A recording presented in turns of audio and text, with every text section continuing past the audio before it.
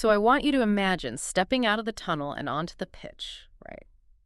It's the second half of a World Cup match. Oh, man. The pressure. Exactly. The pressure is immense. Billions of people around the globe are watching on their screens. The referee steps to the center circle. She raises the whistle to her mouth.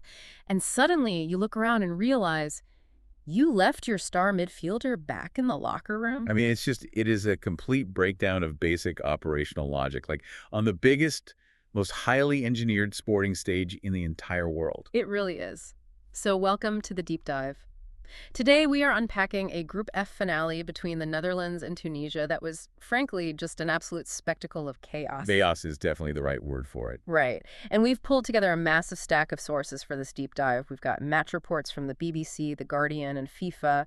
We're also looking at, granular player ratings from Sportskeeda and Africa Soccer. Which really help break down the individual performances. Yeah, exactly. Plus, we translated some press conference transcripts via china.org. And to really capture the raw emotion of the moment, we are diving into a highly entertaining Scottish football Reddit thread that was just following the match in real time. Those live Reddit threads are always brutally honest. Oh, they're ruthless. But it gives us such a good picture. It really does. And, this match serves as a brilliant case study in contrasts. Yeah. Because on one side, you have this Dutch team asserting just total tactical dominance in the middle of a literal thunderstorm. Which is wild to see. Yeah, and on the other side, you have a Tunisian squad enduring a total mid-tournament collapse. But they are trying so desperately to salvage their professional pride. So to really grasp the bizarre nature of this game, I feel like we have to start with the physical environment because it was intense. They're playing in Kansas City, and actually, as one very precise Reddit user reminded the BBC broadcast on air, that is Kansas City, Missouri, not Kansas. I love that. Geography is highly specific to the locals, right? And getting it wrong on a global broadcast, well, it never goes unnoticed. No, never. People always call you out. But the weather there was just completely apocalyptic. We're talking torrential rain, lightning storms so severe that local authorities actually had to shut down the pre-match fan zone early. Which is a huge deal for a World Cup match. Right. They had to issue a strict shelter-in-place order. So the fans who actually made it inside were just sitting in this massive exposed bowl stadium, totally wrapped in plastic ponchos. That's braving the elements. Yeah, but I did love one specific detail from the crowd. So local Kansas City fans notoriously avoid wearing orange, right? Because it's the exact primary color of their bitter NFL rivals, the Denver Broncos. Well, that's right. The Chiefs and Broncos rivalry is intense. Exactly. But for this one match, thousands of them just swallowed their pride, threw on these bright orange ponchos, and completely backed the Dutch. That is amazing. And what is fascinating about that turbulent, really stormy atmosphere is how it seemed to directly mirror the opening minutes of the match itself. It really set the tone, didn't it? It did. The Netherlands didn't just start, they were absolutely blistering. Just 3 minutes after the opening whistle, the Tunisian captain, Elise Skiri, attempts to clear a driven cross from Denzel Dumfries and ends up slicing it violently into his own net. Ouch. And looking at our FIFA sources, that wasn't just a bad mistake, it was actually a historic one. Yeah, that own goal was already the 12th of this 2026 tournament. That equals the all-time tournament record set back in Qatar in 2022, and we aren't even out of the group stages yet. Wait, really? The record is already tied? Already tied. And that statistic alone tells you a really compelling story about the sheer, just suffocating psychological pressure these defenders are operating under right now. It has to be overwhelming. Absolutely. And then, just 4 minutes after that own goal, Virgil van Dijk loops a seemingly simple free kick into the penalty box, and a completely unmarked Brian Brobby heads in his third goal of the tournament. Unmarked in the box, which is just a massive defensive error. 7 minutes played, and it is 2-0. Okay, so here's where it gets really interesting, though. Fast forward to the end of halftime. The teams come back out from the tunnels. The referee, Katia Itzel Garcia, who, by the way, is officiating her very first World Cup match. Wow. Talk about a trial by fire. Right. So she's standing at the center circle. She looks around to count the players, and she realizes Tunisia only has 10 men on the pitch. Skiri, the captain who just scored the own goal, is nowhere to be seen. The BBC commentary feed captured this surreal moment so perfectly. The Tunisian defenders at the back realize they are a man down, and they're frantically waving their arms at the referee to wait. Just panicking. Yeah, while the global broadcast clock is just relentlessly ticking upwards. It took 20 full seconds of televised confusion before Skiri finally comes sprinting out of the tunnel. And he's met with this massive, echoing chorus of boos from the stadium. You can't even imagine what was going through his head. Right. I mean, think about the magnitude of that error. It's like showing up to a massive corporate pitch and realizing the person holding the slide deck is still in the bathroom. It's like a massive skyscraper built on sand. The minute the storm hits, it isn't the wind that takes the building down. It's a total failure of the structural foundation. That is a great analogy. So is a moment like that just a weird logistical glitch, or is it a sign of a much deeper collapse? Well, if we look at the underlying mechanisms here, it is the ultimate symptom of severe cognitive overload. Okay, unpack that a bit. Sure.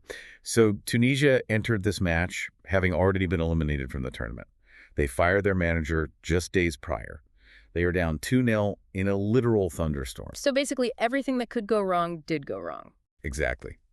When an organization faces that much compounding external and internal chaos, the foundational structures of professionalism just begin to erode. They just crumble. Yeah, the basic routine act of counting to 11 before leaving a locker room, it requires a level of collective presence and focus that they simply did not possess in that moment. Which completely enraged the Dutch manager, Ronald Koeman. He was caught on the touchline angrily yelling, like, "How is this happening?" and calling the delay unacceptable. Which is so telling. Yeah, the Dutch demand absolute, rigid professionalism, even when their opponent is actively falling apart in front of them. And that contrast is exactly what makes the match so compelling to analyze. While Tunisia is, misplacing their captain in the hallway, the Netherlands are putting on an absolute tactical clinic. They really were. Let's look at Jan-Paul van Hek's performance at center back. Sportskita awarded him a 9 out of 10 rating. Which is huge for a defender. It is. He completed 130 of 133 passes. Okay, but to push back on that a little, that sounds incredibly high on paper. But we frequently see center backs inflate those passing stats by just tapping the ball 5 yards sideways to their fullbacks all game. Like, were they actually meaningful passes? That is a very fair point, and it highlights the crucial distinction in Van Hek's game today. He wasn't just recycling possession safely to pad his stats. Right, he was actually pushing forward. Exactly. He was hitting progressive, line-breaking passes straight through the Tunisian midfield.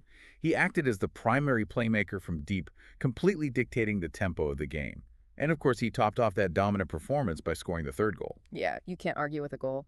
And then you have Brian Brabbe, who took home player of the match honors. He was operating in that false 9 role, which, is one of those tactical football terms that gets thrown around constantly on broadcast. All the time. Everyone loves to say false 9. Right. But watching him actually executed against Tunisia was just wild. To truly appreciate what Brabbe accomplished, we kind of need to break down the mechanics of that specific position. Yeah, let's do it. So, a traditional striker stays high up the pitch, physically leaning on the center backs and waiting for the ball. Just being a target man. Right. A false 9, however, deliberately drops deep into the empty midfield space. By doing that, Brabbe forces the Tunisian center backs into a state of continuous cognitive lag. Because they have to make a split-second high-stakes decision every single time he moves backward. Like, do I follow him or stay? Precisely. If the defender chooses to follow Brabbe into the midfield, he abandons his post. And that leaves a massive, gaping hole in the defensive line for a lightning-fast player like Denzel Dumfries to just sprint into. Which is terrifying for a defense. It really is. But on the flip side, if the defender chooses to stay back and hold the structural line, well, Brabbe suddenly receives the ball with 10 yards of open space to turn and run directly at them. So it's a lose-lose situation. Exactly. It creates paralyzing indecision for the defense. And orchestrating all of that chaos from behind was Frenkie de Jong, just running the midfield like an absolute maestro. That maestro-like control from de Jong is so fascinating, especially because just 48 hours prior, the media was basically writing his sporting obituary. They were going after him hard. So hard. He faced massive scrutiny from the press regarding his form, and he actually fired back publicly, stating in press conference that, quote, "In reality, many people don't understand football." A bold statement to make to a room full of journalists. Very bold. But watching him systematically dissect Tunisia, it felt like a very deliberate, vindicating statement to his critics, like, see, I know what I'm doing. He definitely backed up his words on the pitch. He did. But, okay, I have to challenge you a bit here. You're praising Koeman's tactical setup and game management today, but we absolutely cannot ignore what happened earlier in the tournament. Ah, yes. the Japan match. Yes. Let's talk about that 2-2 draw against Japan, because when the pressure was really on in the final minutes of that match, Koeman completely panicked. He pulled off an aggressive attacker in Crescencio Somerville, threw on a defender in Nathan Ock, and basically just invited immense pressure onto his own team. It was a very defensive shift, yeah. And it backfired spectacularly. Japan equalized in the 88th minute. Doesn't that show a massive flaw in how the Dutch handle high-stress moments? Well, this raises a vital question about how elite teams manage late-game cognitive load. And the Japan match actually serves as the perfect foil to this dominant performance against Tunisia. How so? During that match against the Dutch, Japan's manager, Hajime Moriyasu, utilized a brilliant neurological hack.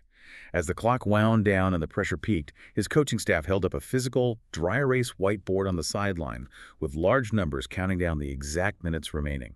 45, then 3, then 1. Wait, just a piece of plastic and a marker? In the middle of a multi-billion-dollar tournament? I mean, it looks like a high school basketball game. Yeah. It looks incredibly rudimentary, I know, but neurologically, it is profound. Okay, explain that to me. So, in the 88th minute of a World Cup match, a player's heart rate is maxed out, their lungs are burning, and their prefrontal cortex, which is the part of the brain responsible for logical decision-making, begins to shut down. Because they're just running on pure adrenaline and exhaustion. Exactly. Panic naturally sets in. By holding up a physical number, the coaching staff provided an external visual anchor. It takes an overwhelming, infinite-feeling period of stress and breaks it down into a highly manageable chunk. Oh, I see. It gives them something tangible to focus on. Right. It keeps the athletes hyper-focused on a singular, immediate reality. Contrast that deep, intentional cognitive organization with Tunisia, who couldn't even track their own captain out of the tunnel. Wow, that disparity in organization is staggering when you put it like that. And the root of Tunisia's chaos directly stems from the absolute turmoil happening on their touchline. It was a mess from top to bottom.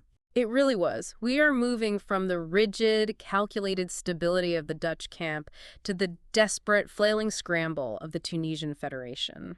Let's look at how they even arrived at this point. It is the textbook definition of a reactive scramble. Seriously. So Tunisia had a nightmare start to the group stage, getting completely blown out 5-1 by Sweden.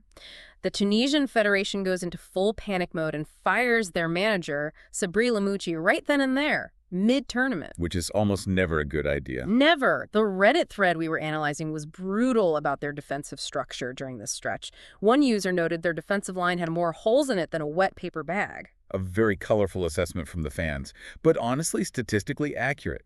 They simply could not track runners or cope with the tactical speed of the European attackers. So the Federation desperately needs a savior, and they call Hervé Renard, the dashing 57-year-old Frenchman. A legendary figure in international football. Yeah.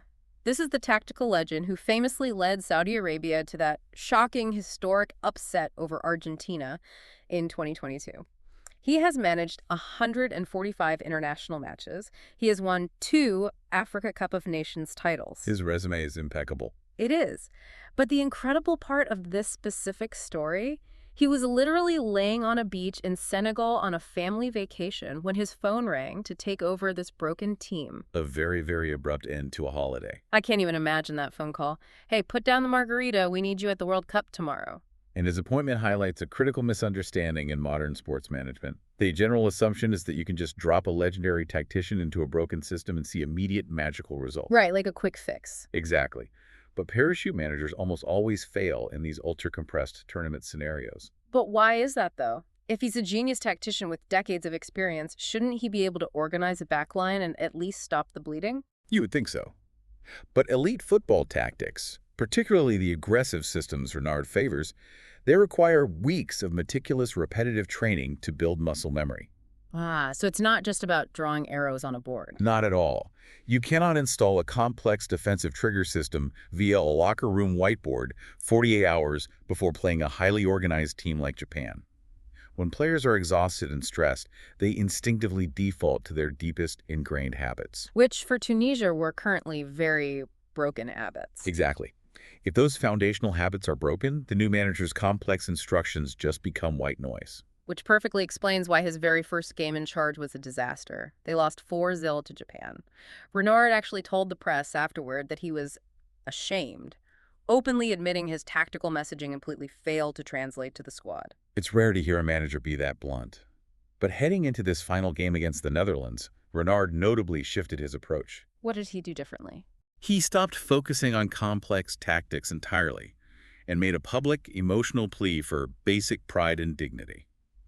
The tournament was objectively over for them. They knew they were going home, but he challenged them to fight for their professional reputations. And you really have to give them credit because they actually responded in the second half. They absolutely did. Despite the missing player debacle at the referee's whistle, they clawed back some genuine respect.